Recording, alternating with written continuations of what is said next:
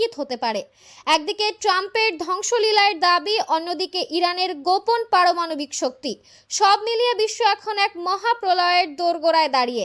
এই স্নায়ুযুদ্ধ কি তবে পারমাণবিক যুদ্ধের দিকে মোড় নিতে যাচ্ছে? প্রতিটি মুহূর্ত এখন এক চরম অনিশ্চয়তার সংকেত দিচ্ছে।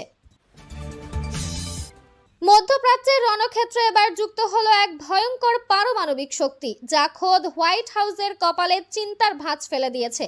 ইরানের সর্বোচ্চ নেতা আয়াতুল্লাহ আলী খামেনির মৃত্যুর পর তেহরান যখন একাই ইসরায়েল আর আমেরিকার বুকে আগুনের বৃষ্টি ঝরাচ্ছে, ঠিক তখনই দৃশ্যপটে হাজির হয়েছে উত্তর কোরিয়ার আপোসের নেতা কিম জং উন।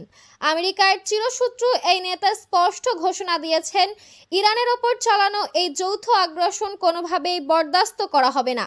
কিম জং উন এই হামলাকে গ্যাংস্টারের মতো গুন্ডামি এবং আন্তর্জাতিক আইনের চরম লঙ্ঘন হিসেবে অভিহিত করে সরাসরি ইরানের পাশে দাঁড়িয়েছেন।